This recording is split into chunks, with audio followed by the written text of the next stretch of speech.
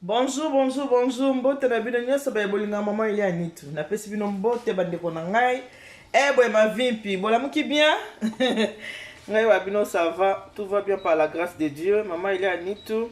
Toza na kati ya Michel une femme à la maison, toza na kati ya makusa. Toza na kati ya makusa lelo tozo sala mipanzi. Mipanzi na biso za mipanzi ya ngulu, la viande de porc. Eza mipanzi ya ngulu. Mipanzi na biso yango ndenge bomoni yango wana. Na chango na kati ya na chango na nzungu ndenge na yebisaka bino toujours que viande soko finiki yango esaka nini ebimisaka mai to pe ebimisaka jus nango voilà mipanzi na biso yango oyo na chango na kati ya nzungu na mai elobi teke nazolamba yango bongo na sokoli mipanzi na nga bien na chango na kati ya nzungu na finiki yango eboti mwa jus nango wana mais mai oyo mipanzi ya boti eza mai moko ya bien te eza mai moko ya malamu te mpona kolambela mipanzi il faut kobwaka yango nyama nyonso soki oza kolamba nyama na yo il faut kobwaka nano mai oyo ya liboso meme soso na yo voilà omoni mipanzi na nga yango oyo mipanzi nga nazangaka mai ya moto na kote te soki naolamba mai eza deja moto natieka mai ya moto boye mpona kosukola soki mipanzi na nga mai oyo ya moto esukola mipanzi na nga ebimisa yango nini baformol babiloko ezalaka na kati ya mipanzi voilà oyo eza mai ya moto natie boye mai ya moto mai oyo ya moto natie na kati ya mipanzi oyo eza pour que naza c'est une façon ya konettoyer façon ya kosukola mipanzi na nga na mai ya moto donc nazosukola yango na mai ya moto natiki yango boye ezwa mwa moto malamu apres nasala nini nabimisa yango nabwaka mai nabimisi yango nabwaki mai nde sikoyo na kozongisa mipanzi na nga mpona kolamba yango eloko na kolambela mipanzi na nga naza na pima na nga awa bomo naza na ai mpona ngi mipanzi na nga eza vraiment na goût ya ai naza na ai awa naza na oignon naza pe na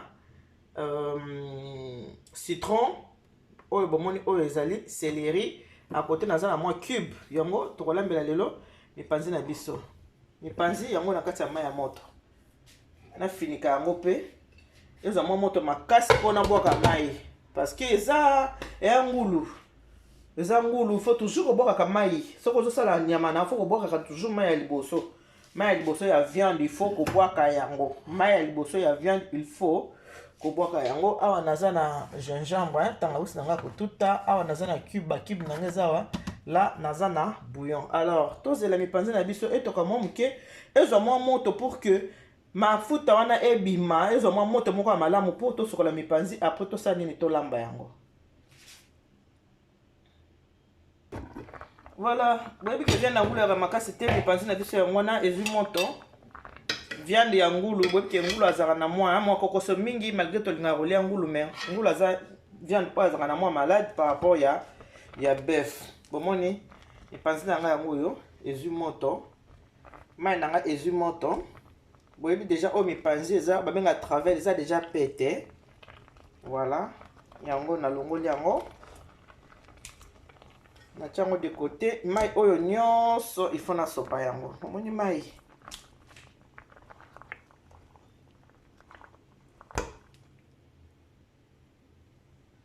voilà mai ya mipanzi oyo nyonso nazobwaka yango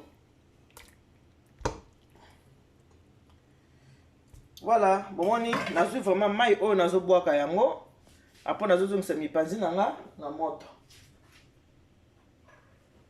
mai nazobwaka mai oyo nyonso tu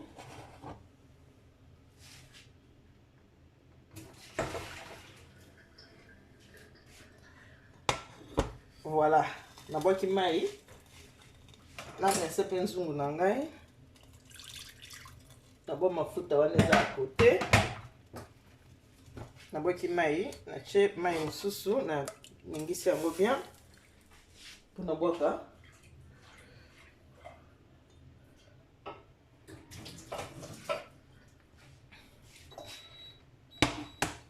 et voilà maintenant qu'est-ce que je fais natie mwa mai moke kaka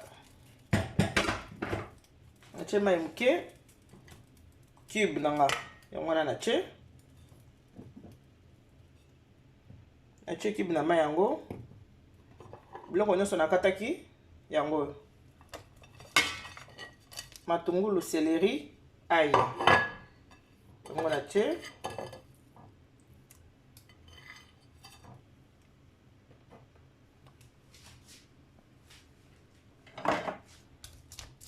matungulu céleri ail yango natie na moto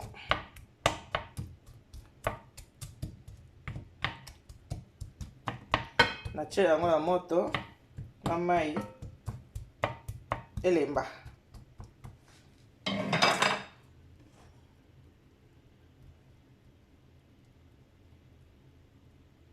voilà moto ekatani apesa moto mpanzi nanga yango bomoni natie matungulu nanga na moto bomoni natie matungulu natie mwa cube natie piment natie na céleri yango nde natie na kati ya na nzungu nanga naza kosani nini nazotokisa yango mipanzi nanga yango bomoni natie yango na mai ya moto eza mipanzi oyo bebenga travel eza vraiment pete so otali yango ta na misu okomona yango eza pete nalongoli yango na kati ya mai ya moto nde nalongoli na kati ya mai ya moto nasopeli yango susu mai ya malili na likolo apres avant kosope bomoni nde mosuni ya pembe parce que eza viande ya ngulu yango eza pembe boye eza pe pete makasi natokisi yango te natieki yango kaka na mai ya moto nabimisi yango na mai ya moto nasukoli yango na mai ya malili bien natie yango de côté natie mafuta nangi nakalinga mafuta mafuta na kokalinga yango ya kote me matungulu na nga na kokalinga yango te matungulu na nga naza kotokisa yango ya kotokisa yango bomoni natie boye na citron natie citron là natie citron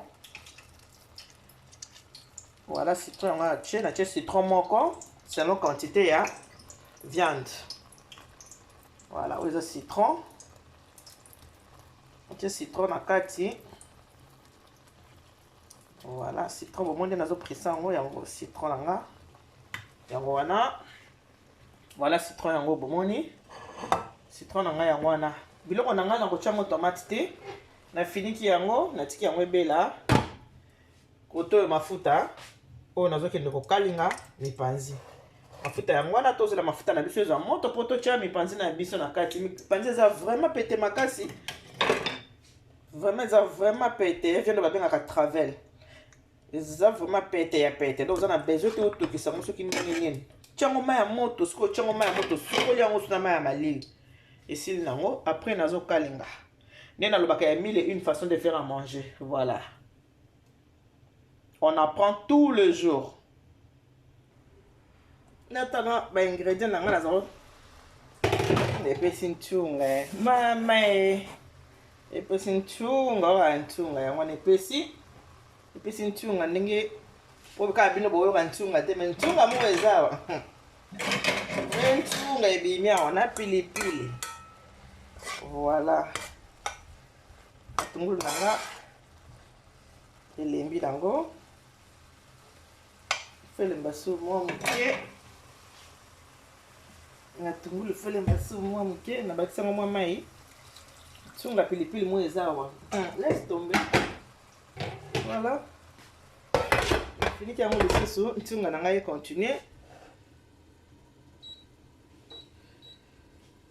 sikoyo nakomi kokalinga boremake bien ke natokisi viande oyo te kaka ndenge natiaki yango na mai ya moto na sukoli me kotokisa boye natokisi te eza tellement pete ke nani kotokisa yango te na kokalinga yango nsima na ntango na kati ya sauce nanga mpe lelo nasali matungulu te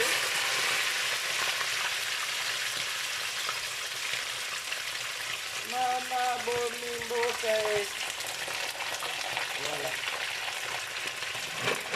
kaviande nanga ekalingama viande na biso ekalingama nde nalobaka bamama fo kolamba efo kolamba on apprend tous les jours fo kolamba mwasi nzungu nde esalaka kibomwasi na biso soko oza kolamba nzungu nde esalaka kibomwasi na biso matungulu na ngai yango eza matungulu ya rouge ta mosusu otabi matungulu ya couleur ndenge nini eza matungulu ya rouge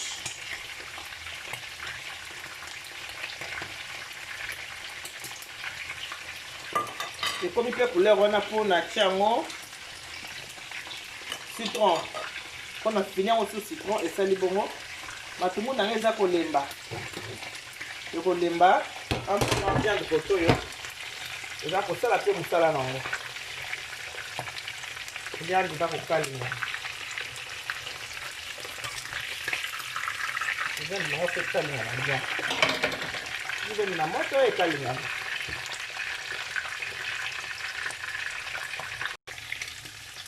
totala na viande soki ekalingami bien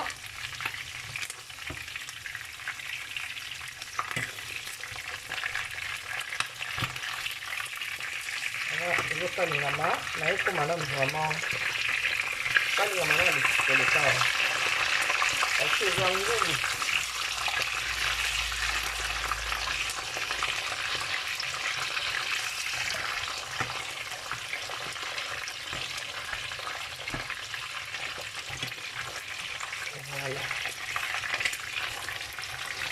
voilà kolamba lamba mama po kolamba nakanisi bomoni ke na matungulu nanga awa natiaki yango citron natiaki citron mona matungulu nanga awa matungulu nanga eza kosani eza kobela koto mpe nazokalinga viande là maintenant naza na posa citron ekota mpe na kati ya viande so na fini citron boye ekoki kozongela ngai mai wana ekoki kosala nga mabe ekoki kozongela ngai na elongi na fini citron ya kote omoni na ofina citron nanga de côté fini citron nanga na mopanzi citron nanga yango ya afini a na mopanzi voilà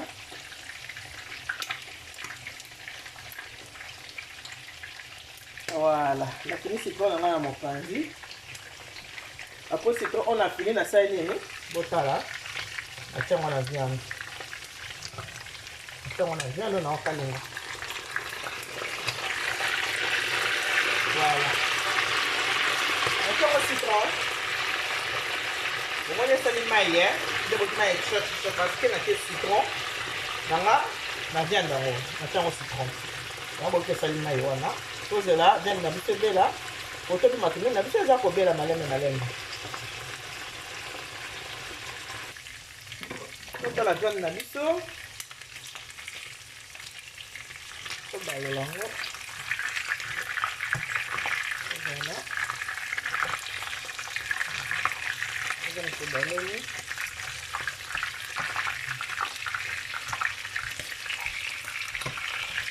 voilà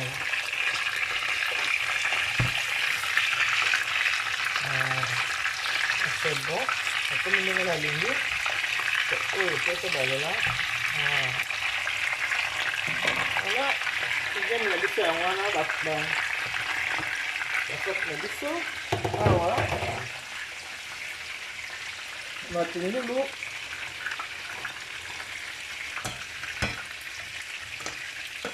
bomoni mpe na kati ya matungulu mafuta eza te na kati mafuta te matungulu kaka nde natiaki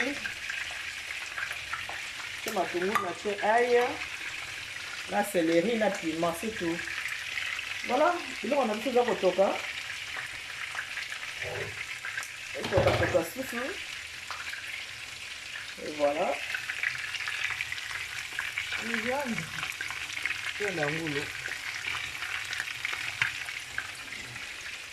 tozela su mwa moke bomoni nini comment ça s'appelle citron yango citron on atiaki yango wana matungulu epai ekotoka soki eza mbala no ya liboso okutani na émission na ngai ya une femme à la maison ya kolamba boye mosi nzungu soki olingi otaka baémission na ngai kende kosabone na Eliane Nitu TV osabone na Eliane Nitu TV ofini mbala liboso osabone mbala mibale ofini na cloche pour ke ozwaka notification soki filme ya sika ekoti toza na baémission tobetaka masolo ya mabala tosalaka mpe makambo ya kolamba yo sabone kaka okodécouvrir eloko nini elekaka na chaîne na biso voilà omoni viande na biso nde ekomi eza vraiment très bien kalingami vraiment bien ndenge mpenza nalingelaki matungulu na biso mpe yango oyo nazotia kaka nazochange kaka nzungu kikalungu mpo viande nanga respire bien.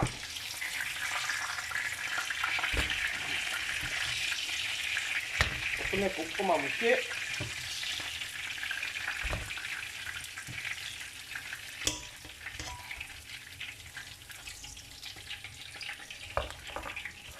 voilà, moni viande yango natie pe mafuta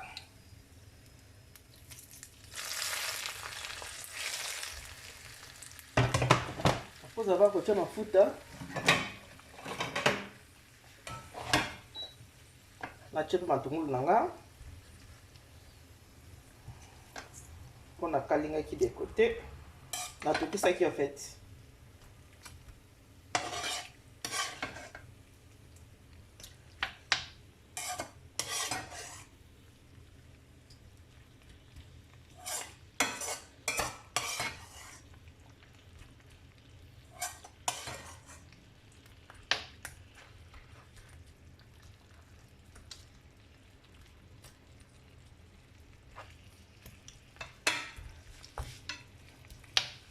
Voilà, la tiki yango c'est mélangé et toka bien, hein?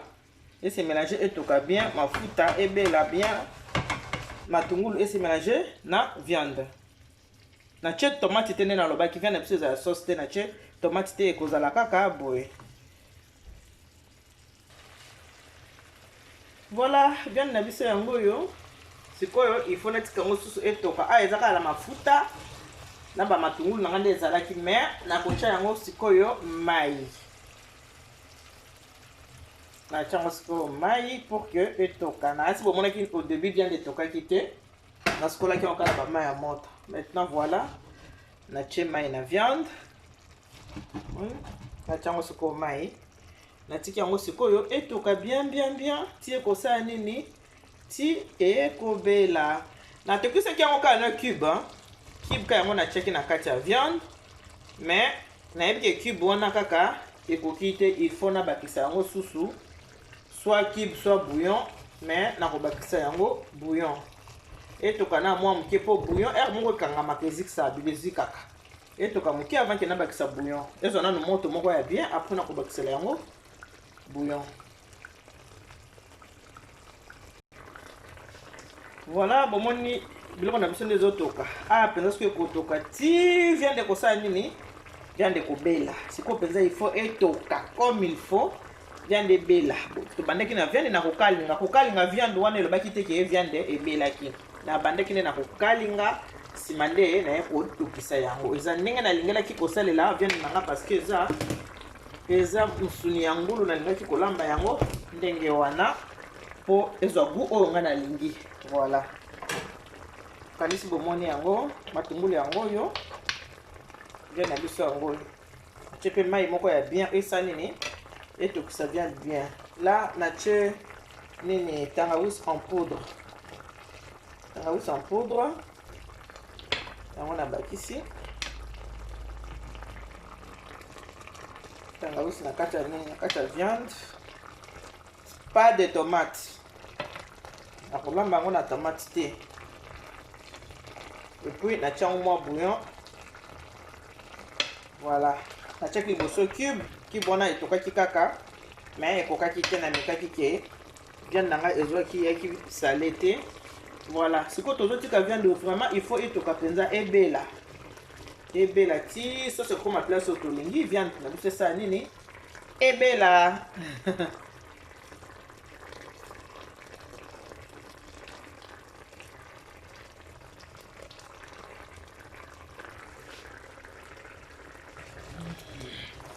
Kala mingi te biloko na biso ekobela mais il faut tozela susu nanu mwa moke etoka bien bien eza ngulu etoka bien ebela vraiment bien. Kala mingi te moni ndenge ezotoka milinga nde biloko ezobela.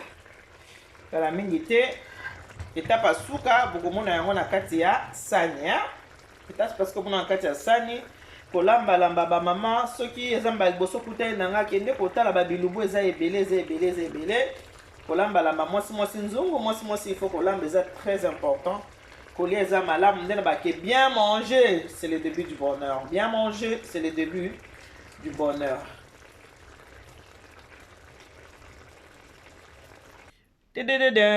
Voici ma viande. Voilà, viande nanga yango wana, assiette nanga yango yo, boboni yango biloko nanga na lambi ebeli kitoko. Biloko nanga yango bomoni ekoti tomate te, etikali sauce blanche. Etikali boye ekoti tomate te. Voilà. Biloko nanga yango yo. Biloko na lambi lelo elobu na biso lelo. Yango eza kaka mipanzi. Mipanzi kaka mipanzi ya ngulu. Yango oya bino mama Elia nitu na lambi lelo mipanzi ya ngulu. Landa recette kaka ndenge na bandaki yango landa recette pour sala. Biloko eza vraiment na goût ya citron. Bomona ndena check yango citron. Eza vraiment na goût ya citron. Voilà, olambi sani na boye bien. Au présenter na mesa, au pesi bato na mesa basali nini. Balie eza kaka bien. Bien manger, c'est le début du bonheur. Finissez la biloko na biso. Yango wana biloko nga bino mama Elia nitu na lambi lelo. Yango yo voilà.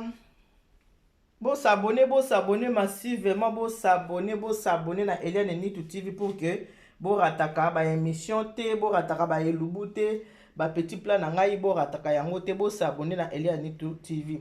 Merci beaucoup na bino nyonso surtout boza déjà abonné. To pe na bino nyonso surtout botalaka émission na ngai ya préparons-nous pour le mariage na pesi bino en tout cas. Merci Mikani baki Dieu vous bénisse, God bless you. Mungu awabariki tata nzambe kalusa kumuna. Nzamba nube chanel bana betu bons. Bye bye.